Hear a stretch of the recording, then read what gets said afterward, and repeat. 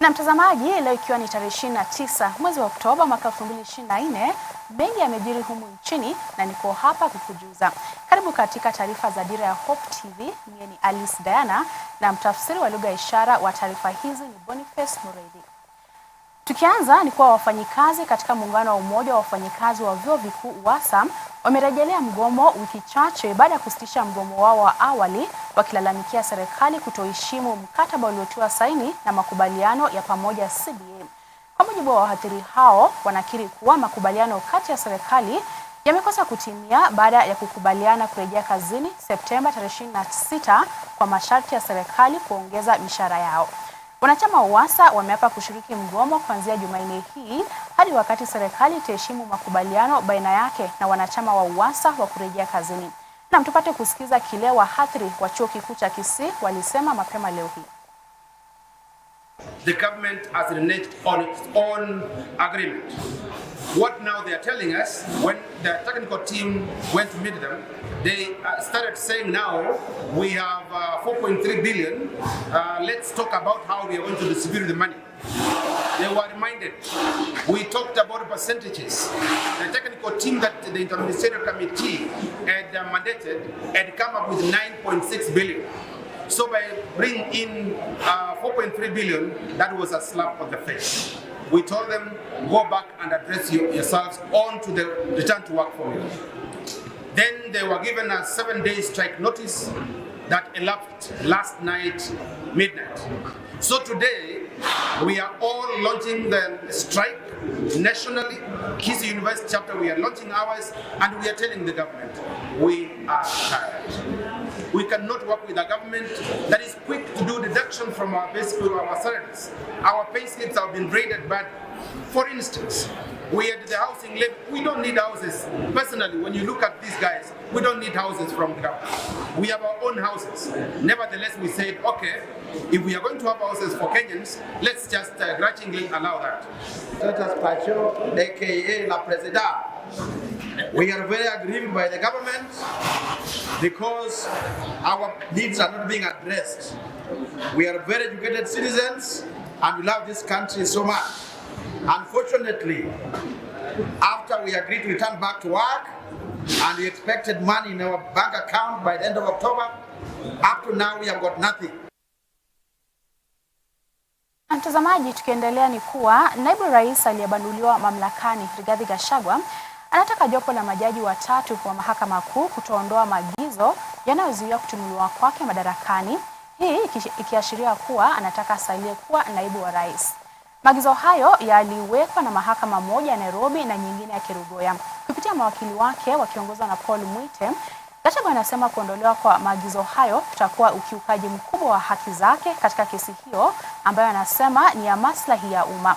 Wakiwa mahakamani Nairobi hii leo, mawakili hao wameshangaa ni nini kitafanyika ikiwa maagizo hayo yataondolewa na kisha mahakama ibaini kuwa mchakato wa kumwondoa Gachagua madarakani haukufuata sheria. Gachagua sasa anataka maagizo hayo kutondolewa hadi kesi ya kupinga kutimuliwa kwake itakaposikilizwa na kuamuliwa. Upande wa mashtaka umewasilisha maombi mbele ya jopo la majaji hao watatu wakitaka maagizo ya kupinga kutimuliwa kwa Gachagua kufutiliwa mbali. Kwa sasa kesi ya Gachagua inasikilizwa na majaji Eric Ogola, Anthony Muriba na Daktari Freda Mugambi. The sole purpose of conservatory orders under Article 23 of the Constitution, which gives this court power to issue conservatory orders, is to preserve the substratum, the subject matter of the petition. Here, what is being preserved is the right, constitutional rights of the Deputy President, who has challenged the impeachment for violating his rights, seeks to have that impeachment vacated and quashed. That is what needs to be preserved, and that is the purpose for which 3 judges issued conservatory orders. or 2 judges issued conservatory orders. We were told, my lord, and this is true, that the impeachment process is a special process. It's sui generis. It is neither civil nor criminal. It's a process sui generis. And that is why, and this cannot be said many times, enough times, that is why the framers of the Constitution do not say that a vice president will be brought to the Supreme Court of Kenya and tried for violations of the Constitution. It is a political process. It goes to a political chamber. Senate sees it as a political body. That's what happens in there.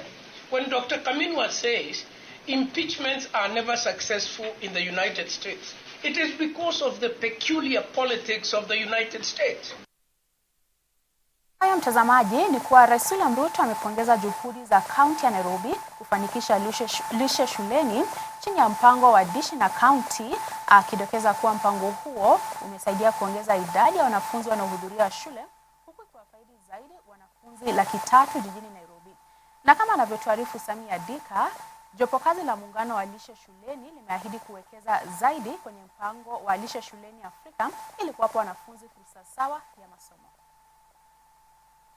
Spirit of generosity. Akizungumza wakati wa mkutano wa jopo kazi la muungano wa lishe shuleni duniani kote, Rais William Ruto alisisitiza umuhimu wa lishe shuleni, huku akiashiria kuwa programu hiyo imefanikisha usawa wa elimu kwa wote. We cannot have the capital city of Kenya with too many children out of school, largely because of 2 things: infrastructure in our schools, and secondly, hunger. And I am very proud of what Nairobi County is doing and what collectively as a government we are doing in this space to keep our children in school and to make sure that to the extent possible they have a meal. Ukosefu wa lishe shuleni ukiendelea kuwalazimu wanafunzi wengi kutoka maeneo kame nchini kususia shule, Rais Ruto pia aliahidi kuongezwa kwa ugavi wa fedha kwenye Wizara ya Elimu ili kuhakikisha wanafunzi wengi wanafaidika zaidi. We have tripled the budgetary allocation for school feeding and set a clear goal to expand the program's coverage from 2.6 million kids to 10 million children by 2030. Towards this end, we launched an operational plan to scale up the program early this month. We are committed to action and fully determined to succeed. Takriban miezi 14 tangia kuzinduliwa kwake, dishi na kaunti inasemekana kwa faidi zaidi ya wanafunzi 300,000 kwenye shule 230 jijini Nairobi. In the past 1 year, enrollment has gone up by more than 34%. An example of a school, we've been with you together, Umoja 1 Primary, population has moved from 1650 to 2552, more than 900 students because of the introduction of this. We used to have 210,000 children in Nairobi schools, now there are 316,000 in our schools. Dishi na kaunti ikisaidia kurekodi ongezeko la wanafunzi wanaorejea shuleni kwa 34%. Gavana Sakaja pia aliwapongeza washikadau wote wanaoendelea kufanikisha programu hiyo. Thanks to our collaboration, we ensure that these meals are to the highest nutrition, highest standards of safety, because our children deserve nothing less. Your Excellency, we even made sure that it is domiciled with a minister. So our health minister in Nairobi, our CEC, is in charge of school feeding, and she is here, Susan Silentoi. Waziri wa biashara kutoka Finland ambaye pia ni naibu mwenyekiti wa jopo kazi la muungano wa lishe shuleni duniani kote, Viltavio, aliahidi kuwa jopo kazi hilo litaongeza mgao zaidi ili kufanikisha lishe shuleni kwenye mataifa tofauti Afrika kote. I'm pleased to announce our latest concrete commitment. We will be allocating still later this year 5.5 million euros to WFP's school meals program globally, with a special emphasis on African countries. Huku gavana wa Nairobi Johnson Sakaja akiahidi kuundwa kwa jopo kazi litakalofanikisha dishi na county. I can talk about this all day. Wengi sasa wanaitaka serikali kueneza programu hiyo kote nchini ili kuwafaidi wanafunzi zaidi ifikiapo mwaka kesho. He delivers food every day Ikiripotia Dira ya Hope TV, mimi ni Sami Adika. And they give across the city. At lunchtime there are these buses. Naam, Rais William Ruto ametangaza kuwa serikali imekamilisha maandalizi katika mpito wa wanafunzi kujiunga na gredi ya 9 mwakani. Kulingana na Rais Ruto, matayarisho haya yanajumuisha ujenzi wa madarasa 11,000 kote nchini na usambazaji wa vifaa vya kujifunzia. Akizungumza jijini Nairobi, Rais aliwataka wabunge kujenga madarasa 6,000 zaidi, kutumia rasilimali kutoka hazina ya NGCDF ili kuhakikisha kuwa wanafunzi wa gredi ya 9 wana vifaa vya kutosha wakati shule zinafunguliwa Januari mwaka ujao. In the last 2 years, we've hired 56,000 teachers more. And next January, we are hiring another 20,000 teachers so that every child in our schools have access to a teacher and they can learn. It is also a moment that even as we move into grade 9, we've not only finalized the process of building an extra 11,000 classrooms as government. I've also asked our members of parliament, using their constituency development fund, to also build another 6,000 classrooms so that next year we are ready to make sure that every child that grows to grade 9 have a classroom, they have a teacher, and I am very happy to announce that we have already made all the learning material available. There will be a book, every subject for every learner, to make sure that our transition is complete and our transition is effective. Naam, huku wiki ya uhamasishaji wa kisheria ikiingia siku ya pili hii leo, wakazi kutoka mji wa Nyahururu na viunga vyake wamepata fursa ya kutangamana na mawakili na washikadau wengine katika taaluma ya sheria. Wakazi hao walipata fursa ya kuelezwa kuhusu masuala ya kisheria na jinsi kesi za mahakama zinavyofanyika, haki za kisheria na kikatiba, miongoni mwa mengine.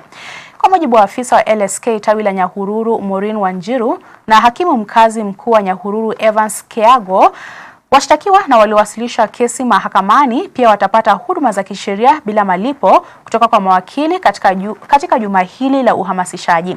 Wiki ya uhamasishaji wa kisheria ni tukio la kila mwaka linalolenga kuleta ufahamu kwa wananchi kuhusu taratibu za kisheria zinazohusiana na masuala mbalimbali ya mahakama.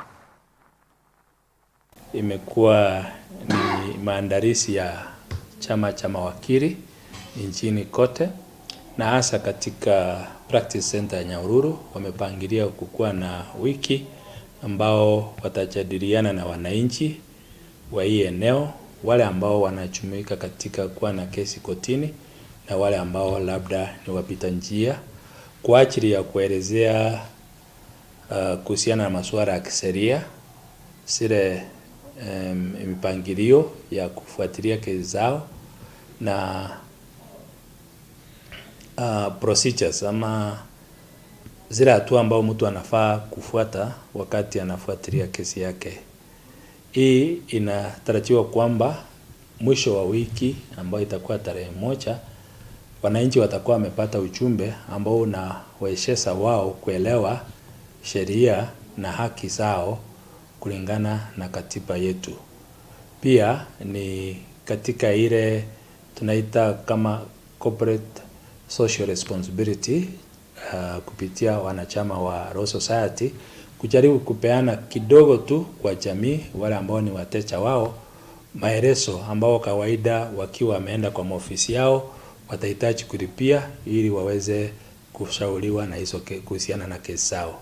So wananchi watukufu wanakaribishwa kwa ajili ya kuja kuelezewa kuhusiana na mambo ya kisheria na kujumuika na mawakili wa eneo la Nyahururu, na pia tutapata nafasi kama mahakama kujumuika nao kupitia wenzetu ambao tunasaidiana nao kuelezea zile taratibu ambao tunafuata katika kusikiza kesi na kufanya maamuzi na kupeana usaidizi ambao labda mmoja ama wawili wataweza kuwa wanahitaji. Viongozi wa kidini nchini Kenya na shirika la makanisa ya Kiafrika wametoa wito kwa viongozi wa kimataifa na kitaifa kutia fora katika kufanikisha ufadhili wa vita dhidi ya mabadiliko ya tabia nchi. Wakizungumza wakati wa matayarisho ya COP29 itakayoandaliwa Baku nchini Azerbaijan, viongozi hao wametoa lengo la pamoja kuhusu fedha za kukabili mabadiliko ya hali ya anga na mfumo ulioboreshwa wa fedha wa kimataifa kuhakikisha nchi za Afrika zinafaidika zaidi. As the world's nations revise their national determined contributions under the Paris Agreement, we urge that adaptation is placed firmly at the core of the Kenya's and African climate strategies. The effects of climate change are now deeply felt across the continent, from prolonged droughts to extreme flooding and rising temperatures, and the communities are increasingly vulnerable to environmental shocks. Our religious tradition calls us to be just stewards of creation, and we assert that indebting African nations to address climate crisis born from global inequity is fundamentally unjust. We stand together with African governments, the African Union, and the civil society in calling for financing model that reflects equity and that prioritize grant-based solutions. Ineko ni kuwa zaidi ya wabunge 15 wanawake nchini wameungana ili kuwawezesha wanawake katika eneo la bonde la Kerio kupitia uwezeshaji wa wanawake vijijini, mipango ya amani, utekelezaji wa miradi ya mfuko wa taifa wa utekelezaji wa serikali, kukuza elimu na kupambana na vitendo vya ukatili, vya ukeketaji na ndoa za kulazimishwa za mapema. Chini ya mada ya wezesha mama inua jamii, kikundi hicho cha wabunge wanawake waliochaguliwa kinalenga ujumuishaji katika uwezeshaji wa kijamii na kiuchumi na umoja unaolenga kuhamasisha maendeleo ya wanawake. Viongozi hao walikusanyika katika eneo la Sigor, kaunti ya Pokot Magharibi, katika mkutano uliohudhuriwa na maelfu ya wanawake katika kaunti hiyo, ambapo walisisitiza kuwa mwanamke ni ishara ya umoja. Walielezea wasiwasi wao kuhusu madhara yanayowakumba wanawake wakati wa mashambulizi ya majambazi katika kaunti za Pokot Magharibi, Turkana, Elgeyo Marakwet na Baringo. Yani kuunveil na kusema mwende msome vizuri, mfanye driving na mkimaliza mkwe madereva mashujaa. Sisi tunasema kama wamama na sisi tunashikilia jamii, tunashikilia Kenya mzima. Mkituona hapa tunajua tumepewa nguvu na unajua shida yetu ya wafugaji. Tunapenda kitu tunaitwa ng'ombe sana. Ni kweli ama ni urongo? Tunauza watoto wetu wakiwa wadogo kwa sababu ya ng'ombe. Tunaenda kupoteza maisha kwa sababu ya ng'ombe. Ukweli ama urongo? Lakini ng'ombe ukienda kwa jirani, si unaweza hata jirani ng'ombe na akupatie. Na huenda baadhi ya wakurugenzi wa chama cha ushirika cha wakulima cha Kikai kilichoko eneo bunge la Sirisia kaunti ya Bungoma waliobandiliwa afisini hapo jana wakafunguliwa mashtaka iwapo watapatikana na kosa la ufujaji wa pesa za mkulima wa zao la kahawa. Akizungumza baada ya kuongoza zoezi la kuchagua kamati mpya ya chama hicho, afisa wa vyama vya ushirika eneo bunge la Sirisia Davis Nganga amedokeza kuwa sheria itachukua mkondo wake kwa yeyote atakayepatikana kwenye sakata ufujaji wa pesa za mkulima pindi tu zoezi la kukagua vitabu vya hesabu vya chama hicho litakapotamatika. Aidha, afisa mkuu mtendaji wa chama hicho Patrick Maskini amewataka wakurugenzi wapya waliochaguliwa kufuata sheria za chama hicho ili kuhakikisha huduma bora kwa wakulima. Tunataka wale viongozi ambao wanaenda kufanya kazi kwa society ya Kikai wawe watu waaminifu, waandike vijana kazi na hasa wapandishe redi ya kahawa. Saa hii tumefungua mwangaza hiyo tosha. Kuna watu tunawaweka kwa factory, lakini pengine knowledge ya accounting wanakosa. Sasa ujue sasa kuna vitabu wamepanga hivi. Mtu kuangalia tu ati aende page by page hawezi. Mpaka akifanya hapo tu hivi na anacho. Sasa hiyo utajua mambo ya accounting vile checks nini zinafanyika kweli? Hapana. Na mimi kwa ajili ya imani hao wakulima wote wanasema mama yetu alitufanyia vizuri na ndio maana nimerudi hapa. na nawashukuru. Naenda kuhakikisha nafanyia wakulima kazi nzuri, masomo wataipata kwa maana mimi ni vice chair. Na mtazamaji, ndio mwisho wa taarifa zetu za Dira hii leo. Shukrani sana kwa kutenga muda wako kutazama taarifa hizi. Mie ni Alice Dana na Boniface Mureithi ndiye amenisaidia katika lugha ya ishara. Usiku mwema, kwaheri.